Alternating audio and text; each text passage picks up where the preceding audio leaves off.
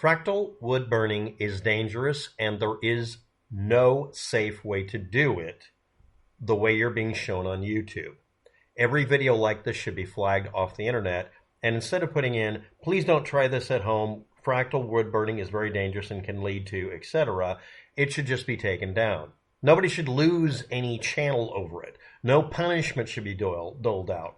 Nobody at YouTube who has a malicious, sadistic, incredibly nasty personality should get off on having dominance and power over people by erasing their channels over it, because most of you don't understand that every bit of electrical protection you have in your house, and we're not just talking breakers, we're talking about breakers that are supposed to stop you from getting hurt by electricity.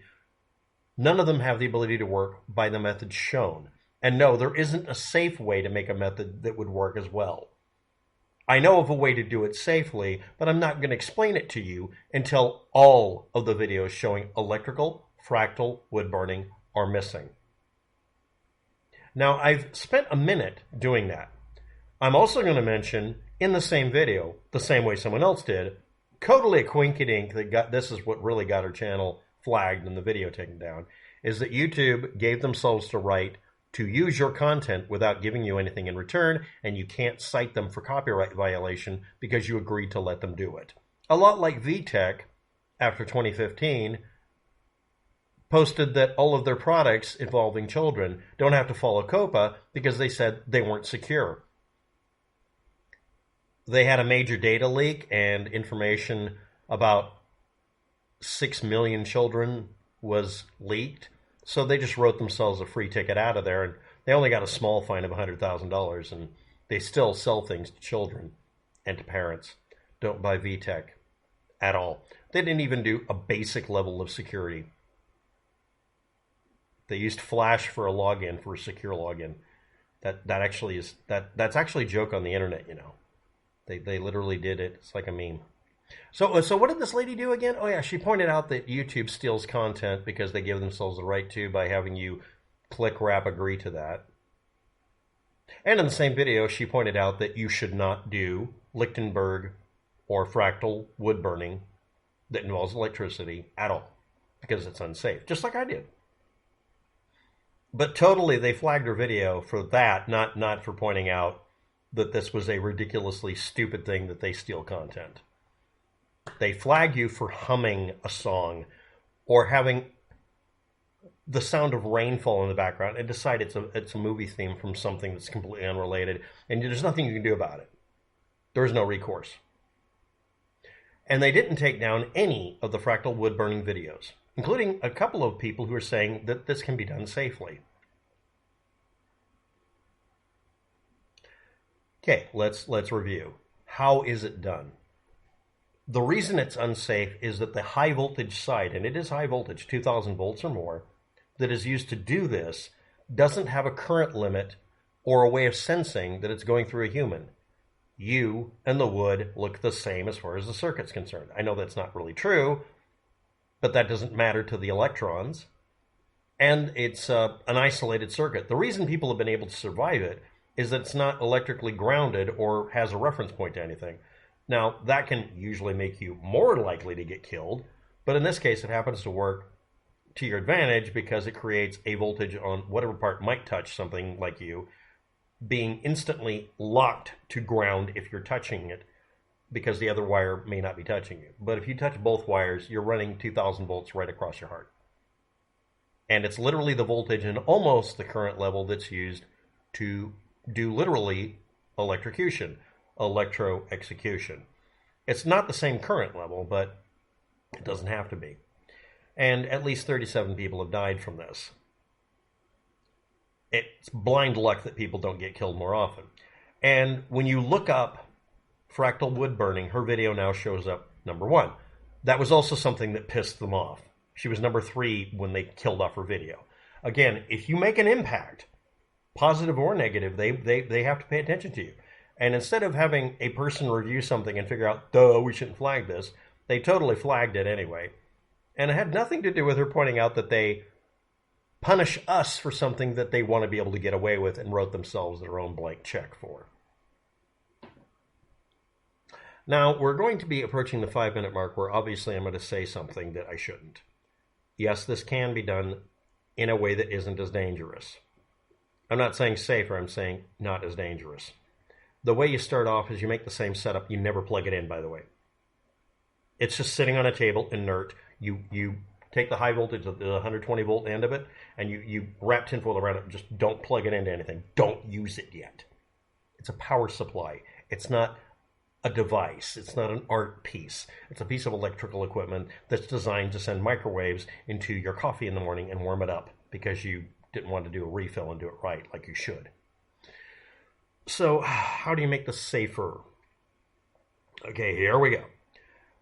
You can do this if you want to, but you're going to need to set it up best practices mode. Best practices means, oh no, we have to read the manual. Yeah, the manual is none of the parts are permitted under any conditions to come near a human being by, based on voltage, 2000 volts within 1 inch. That doesn't mean you can't get your hand within 1 inch of the wiring. That means you have to have 1 inch of fucking insulation or air gap that is impossible to bypass, that has safeties you cannot defeat. Microwave ovens have a safety switch on them on a door. Yes, that's foreboding, foreshadowing, and boss music you're hearing in the background.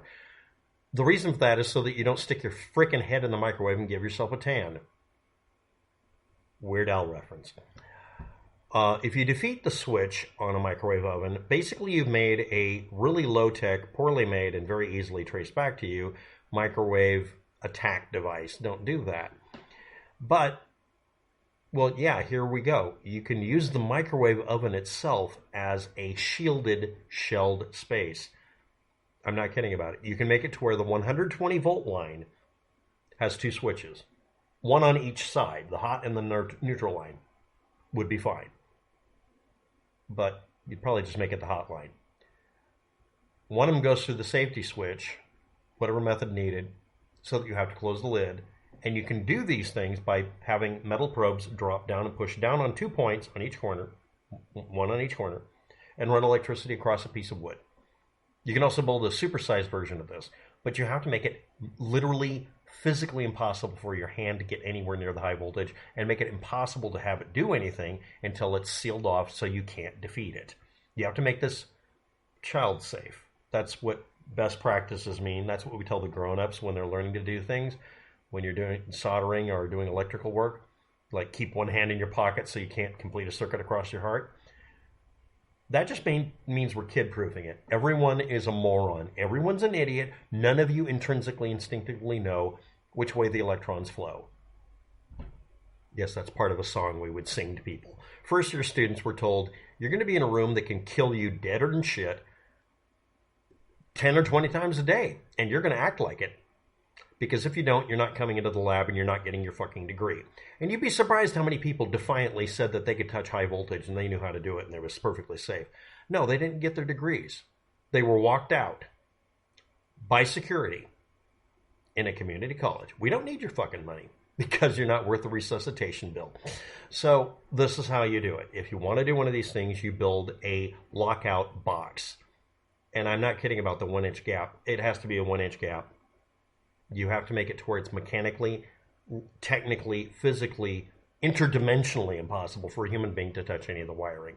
You set the wiring onto the things, onto your positions, onto your wetted or salt-watered wood, and then you close the lid and you make it mechanically impossible for it to work if the lid's open. You make it to where no one can get in there. And I have to say this, even though I shouldn't have to, you have to make sure that nothing living can get into it that's small, like a small animal or a child. Which is the reason doing really large things means you have to make it a really tiny gap. It's called mouse gapping, by the way.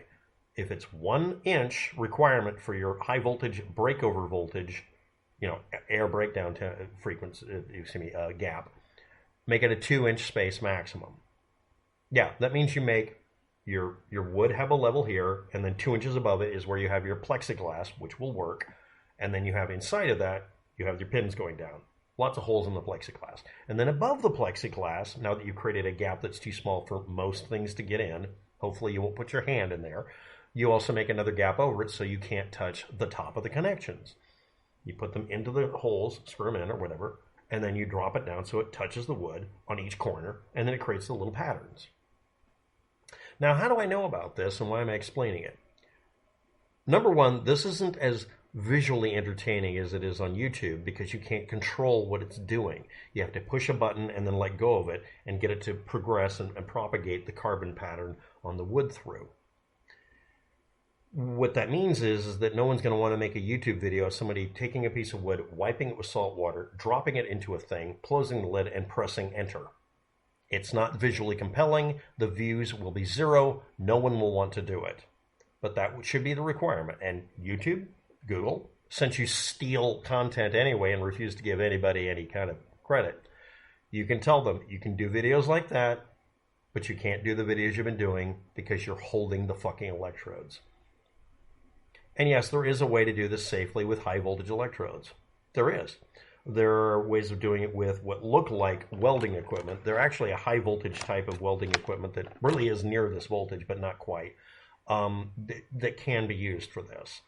And you can make that kind of work, but it involves you making a shielded pin on one end, and then the dynamic one that you're controlling, if you need to for artistic reasons, is something you hold in a holder that's designed to handle like 10,000 volts.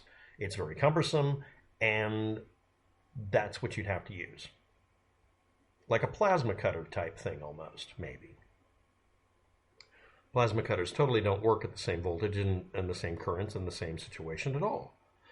It's not like you can look up plasma cutter best practices YouTube videos and maybe find out some ideas.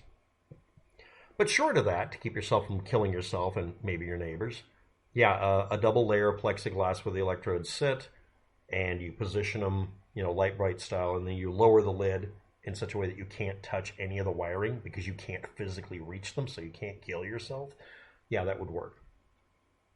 And that would be about it. And I'm stealing the idea because someone built one of those. I actually saw one. I asked him why he built it that way, and he's like, oh, it's like 2,000 volts out of a microwave transformer. And this is the only way I could find where I couldn't kill myself. He didn't get electrocuted or hurt or anything. He just realized very quickly when he tested the voltage on the meter, none of this has any reference points, so the ground detection violator electrocution detector at the wall outlet won't detect it. You could sit there and cook for days or catch on fire. It's burned down people's houses. It's killed people. It's extremely dangerous. And YouTube didn't flag any of these videos. They're all still up. But they flagged a video that was telling you not to do this behavior because it got to number 3 when you looked up the subject matter, and it also mentioned, by the way, YouTube steals your content. So now that I've pushed every fucking button, how long will this video last? I don't know. Why don't you tell me when it disappears or if it gets restricted? And yes, I did explain a very dangerous activity made as safe as possible, and that's using plexiglass. That's still not the best material. And it involves you making it unable to do anything unless you close the lid and can't touch the wiring. And you'd have to build it perfectly. And I'm not going to demonstrate it because even then, it's still no way to make it completely safe. Because a mouse could get in there or whatever. Although all of the designs I've seen are more than a foot or so apart, so you could probably make this safe enough. Is there a way to make a 2,000 volt circuit safe enough to detect a human to make sure they never get zapped? Literally no. Should you do this? No. Could you and some friends set up a piece of equipment that makes it impossible for you to hurt yourself and do this for other people? Make a device for it. It would be boring. Nobody would watch the videos when you do this stuff, but you could still make the patterns. Yeah, you could. Should YouTube absolutely ban all these videos? Abso-fucking-lutely they should. Should they ban the only video that told you not to do this? And, of course, it had nothing to do with her pointing out that they were stealing people's content because that's in the terms of service now. I'm sure that has nothing to do with it.